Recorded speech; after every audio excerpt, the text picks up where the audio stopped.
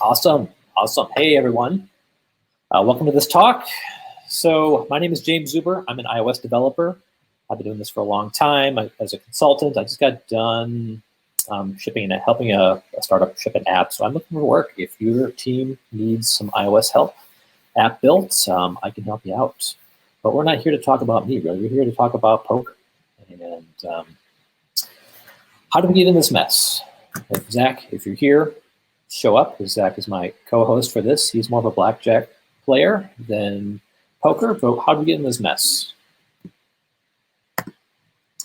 So I had tweeted out a retweet from Annie Duke, who's a legendary poker player, and she talked about resulting, which I'm not going to talk a whole lot about, but that's the that is looking back at something that happened with full information and saying what you should have done or not. And that's really affected how I approach just life and my business and how I can do a consulting business. So learning poker, that really helped me out with my business. And Zach chimed in saying, hey, I played blackjack back in the day when we were a little bit younger. And it's I learned the same type of lessons and I use them all the time. So we thought, hey, let's talk to Minnebar about it. And I'm like, I'm in. So I'm going to talk about poker. And then Zach's going to talk a little bit about blackjack. So we're talking about poker. How did I get involved playing poker? So a long time ago, they started showing poker tournaments on TV, which sounds really weird. Why would you do that? They're still on there, but I don't really watch anymore. But back then, I did. I started watching, and I got hooked. And a lot of people got hooked on poker. World Series of Poker, put on ESPN as a sport. Okay. But as a nerd, I kept wondering, how do they consider this a skill game? I've played poker all my life. You have the good cards, you win. If you don't have good cards, you lose, right? So I'm a nerd. I'm I want to figure this out. So I started playing more, started reading books. I played a lot, and this was kind of the poker boom. A lot of people were playing, mid-2000s, stuff like that. I got pretty good. I wasn't going to go to Vegas to be a full-time pro, but, I was the better player at almost every table I sat down at for a long time. That streak, not anymore. I don't play that much anymore, but I can still, hold my own. But what became apparent is that the tools I learned playing cards helped me when I was running my business. So today we're going to talk about just basic strategy. This advice is not going to get you on the World Poker Tour, but it will give you an advantage over 90% of the players you're going to see in a home game or a low-stakes casino game. So we're talking about Texas Hold'em, by far the most popular game. I'm not going to go over really the basic rules. I'm assuming you can sit down and participate in the game. You've done it with friends or maybe casino, but we're going to start with the number one piece of advice I give to anyone who's learning the game. And this is something that almost everyone does wrong. So if you do this one thing, you're already a better player. You're probably doing a lot better than even the blowhards on your table that think they know everything. Raise or fold. There is no call. So calling is for suckers. If you've got a good hand, you want to raise that. If you don't, fold it. If you're not sure, still pick one, raise or fold. 90% of the time, calling is not what you want to do. You want to put money on the table, maybe get people to fold or get other people's money on the table. We'll talk a little bit more about why next. But if you take away one thing from this, and this is the first thing I tell anyone that doesn't really know how to play, sits down at the table, look, don't call. You're just giving your money away. Either raise or get out of the hand. Save your money. The corollary to that is you should fold more. The number two mistake people make is playing too many hands. Look, if you don't have a pair, two face cards, you're probably better off folding. I think a lot of people play way too many cards. Most players, they get an ace-5, not the same suit. You're like, that's a good hand, right? Right? No, it's not a good hand. That's a good way to lose money. If you get an ace, ace-5, okay, you're kind of hoping for a pair on the flop, right? And maybe you didn't raise because you didn't listen to me. You kind of called. Or if you did raise, the only people that are going to call you have you beat. They've got an ace, queen, ace, king, something like that. So hands like that, you're really hoping for a massive hand that usually doesn't come up. So learn to fold. Fold a lot.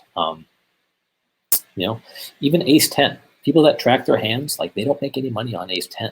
Ace, jack, like not the same suit, even not that great. But the benefit is when you fold more hands, like when it comes down to a showdown, you're putting down your cards, you bet your money. You're gonna all kick the other person that maybe had another ace. You've got a king, you've got a queen, maybe a jack, they've got something else. You do this enough, and you get a reputation as someone who always has the good hands. This opens your opportunity to bluff, which I'm not going to talk a lot about. But if you have a chance to win the pot right there, raise. So one thing that people should do is don't play as many hands. Just fold them, let them go, sit back, sip on your drink or whatever you're doing, grab some snacks, talk with your friends, pay attention to the hand. If you really want to be good, pay attention to what people are doing. But yeah, fold more. You don't want to be playing that many hands until you really know where it's smart to play different hands. Another thing, and this gets really into what is an important life lesson, is like the money doesn't matter, which if you know anything about poker, money's how you keep score. Like there's no leaderboards or anything like that. It's like if you made money, you're good. If you're not, you're not. It doesn't matter if you win the hand. It matters if you make correct decisions. Let's say you've listened to my advice.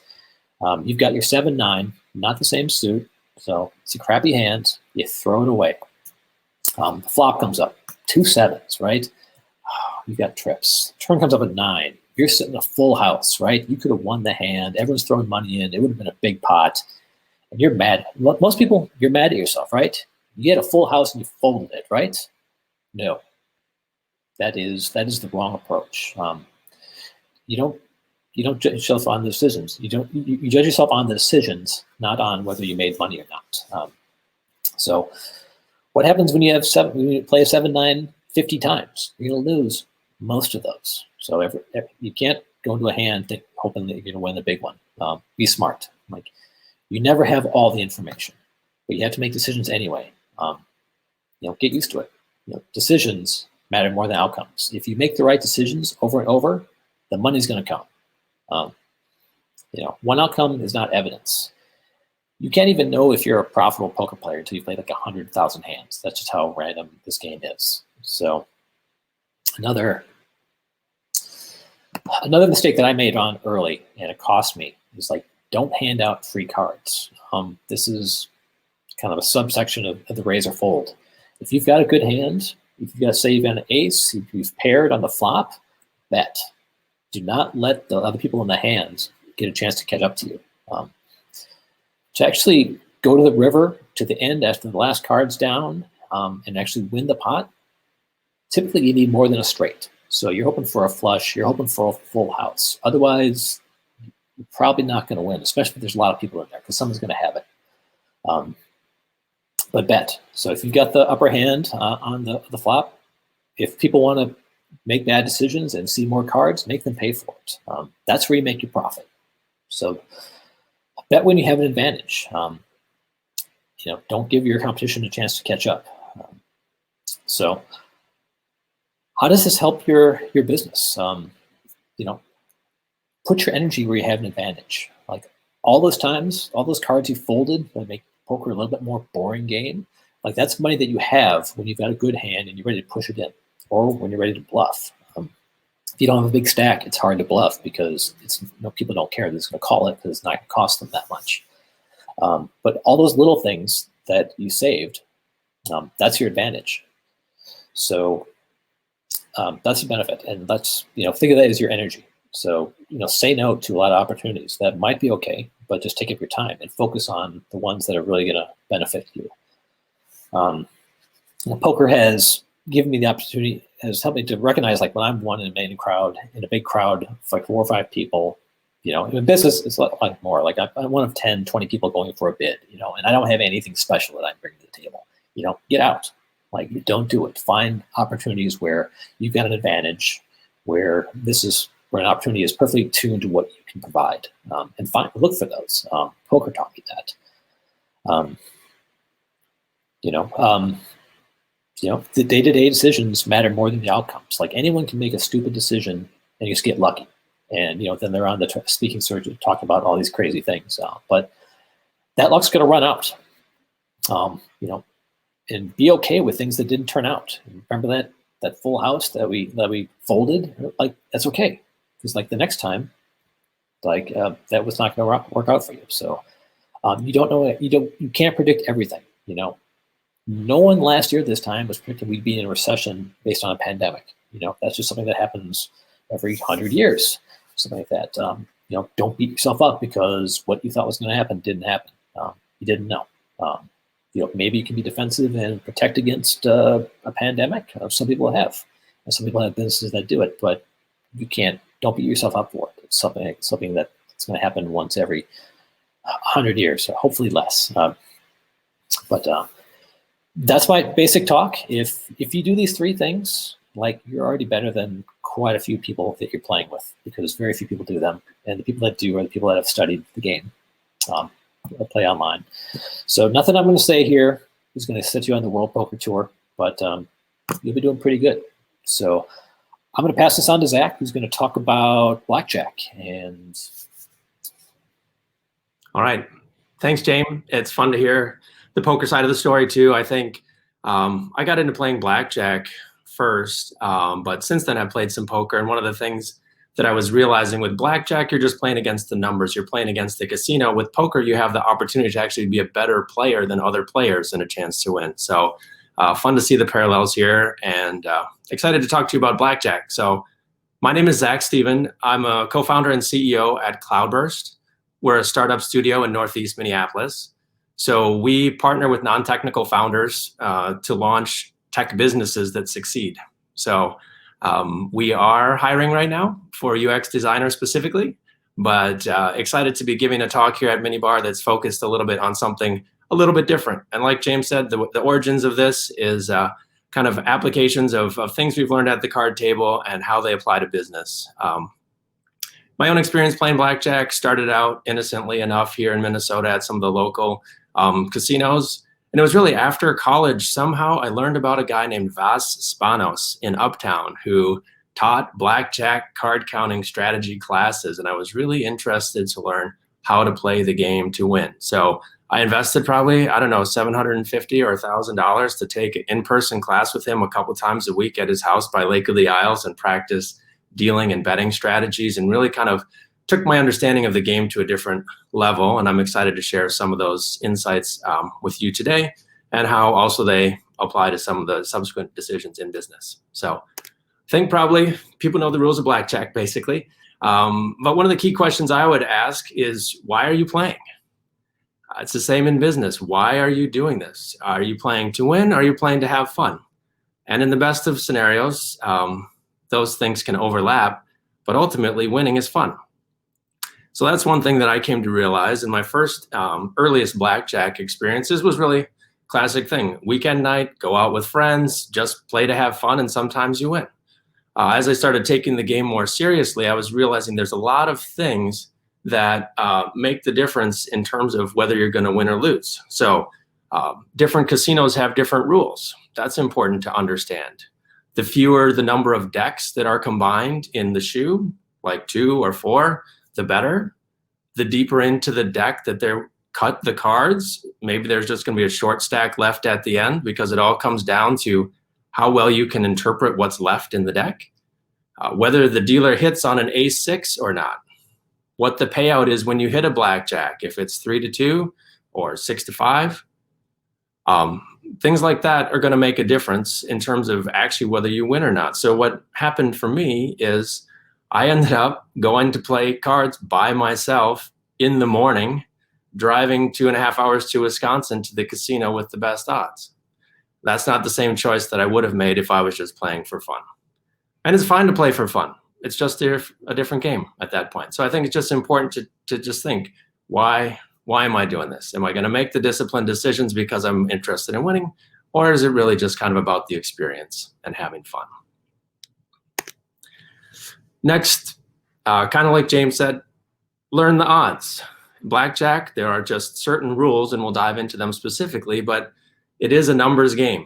And certainly there are streaks and there are luck and there's all kinds of things that can happen there. But it really comes down to practice and preparation and making the right decisions based on the information that you have, not based on how much money you have on the table, not how much money you've won or lost already, not based on what your neighbor next to you did if they did something unconventional.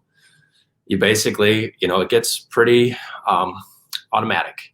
It's when I see this and I have that, I do this. And you're just kind of working to do that over and over again. So I think, yeah, learning the odds, practice, and preparation makes a huge difference. So specifically with blackjack, that comes down to something that maybe it's the most familiar concept to people in general. At the bare minimum, if you're going to play blackjack, it's worth understanding the basic strategy. It's not that complicated, and they'll even let you bring these kind of cards to the casino so you can just double check, because honestly, if you only play this strategy, you're still going to lose. And they know that, so they're happy to teach you how to play that strategy. But you basically have 4 options. You can hit, take another card. You can stand with the 2 cards you have. If you have any 2 cards, you can double down, means double your bet for 1 additional card. Or if you have a pair of cards, you can split them. And so as you can see by this chart, you don't have to memorize absolutely every situation. You just might know that you're going to always split if you get a pair of aces or a pair of 8s. Or you're always going to double down if you have 11. And some of those things come down to sometimes you're trying to minimize the impact of a bad hand. So in example, splitting 8s, sometimes it helps you lose less. Sometimes it helps you win more. Doubling down basically gives you the opportunity to increase the amount of money you have on the table when the odds have become in your favor. When you've got an 11 and the dealer has a 6, the chances are you're going to get a hand and you're going to be able to win twice as much. So again, to the things that James said, it comes down to being able to play the hands that you're most likely to win. So I definitely recommend anybody checking out the basic strategy at a minimum, just to get a general sense of how to play blackjack. Beyond that, kind of the next level is card counting.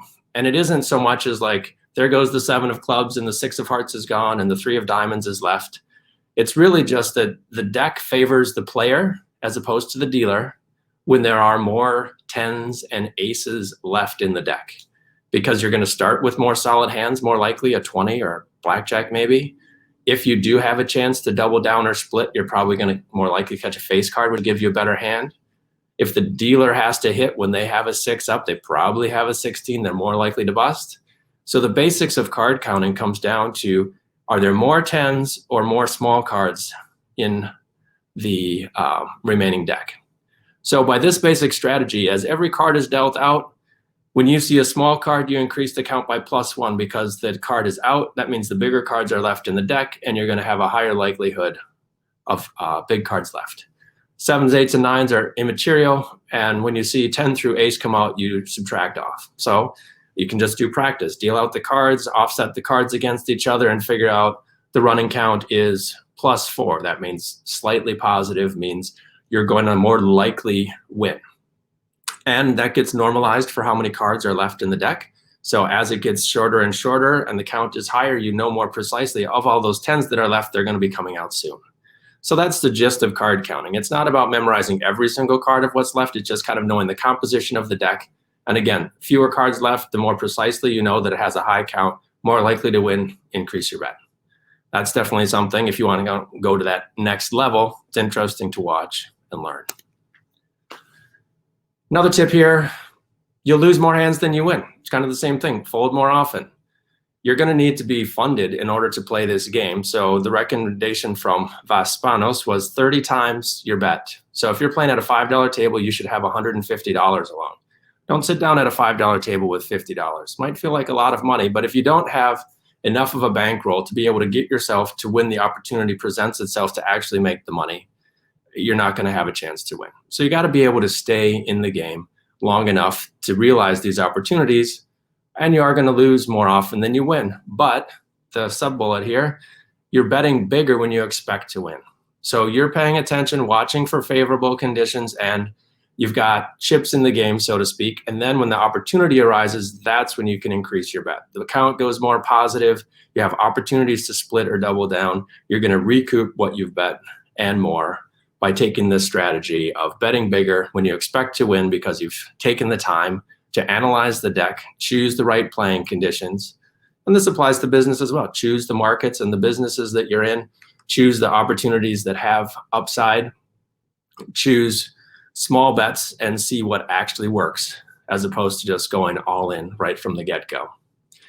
And that kind of comes back around to then this idea of start small. It's fine. The rules of blackjack are the same at a $5 table or a $100 table in terms of a minimum bet. You might as well start small, learn the rules, prove the discipline. If you can see that it's working at that level, you'll have enough money to then play the $10 table or the $25 table. There aren't really any shortcuts. If you can't put down 30 times a $10 bet in terms of your bankroll, you shouldn't be at the $10 table. So again, outliers happen. It's exciting in a moment. People can make a lot of money. But if you want to have consistent success over time, it's about following these things and knowing that once you've built the skills, you'll be able to scale it from there. There's nothing wrong with starting small. Applies to business and startups as well too. Start with something, get it working, and then have some money left over to scale it. So I think that's really kind of what it comes down to at the core. And then I would just say, in this case, if you're doing those things, it's not luck. When you win, you earned it. That kind of reminds me of a time in college I was playing billiards, actually, kind of keep it in the barroom games, I guess. And somebody just said, well, that was easy. All your shots were lined up. And I said, the point of pool, billiards, is to leave yourself another shot. It's not about making the first shot. It's how easy a shot that I leave myself for the next time ahead. So same thing applies here. Like James said, it isn't luck. Feel good about it. You're working hard and you're doing it to win, not just for fun. But like I said, winning is fun. It's great if you can combine both those things. And at the end of the day, for me, it's about how I choose to spend my time. And even if I could earn money at a casino, the price of doing that is spending my days at a casino playing cards. And ultimately, choose to do other things, but still really enjoy playing the game and have loved the chance to share that perspective. And we've got just, a couple minutes. I'm not sure if there are any questions on the card side or the business side, but fun to share a little something different. So how much can you expect to win if you're playing a $10 table per hour in blackjack? Yeah, I mean, it really does kind of go in waves where you're waiting for a nice positive count, honestly. And so then it just kind of, but if you get a couple $10 hands out there and you can split and double down, I would have to guess it's, 60, $100 an hour or something. I mean, it's been a while since I did that math. I mean, that's one thing with blackjack is that you're not going to have outsized returns on a particular bet because the pot isn't, that huge. You basically can win what you bet.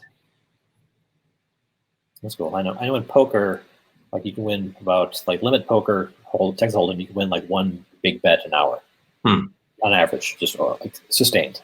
If you're playing low level table, you're not going to make anything. You break even if you're a better player.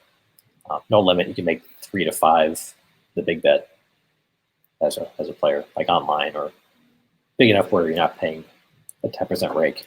But yeah, curious to see how much, if you want to sit down and you're trying to make money, how much you can make. Because when you count the times you don't hit good hands.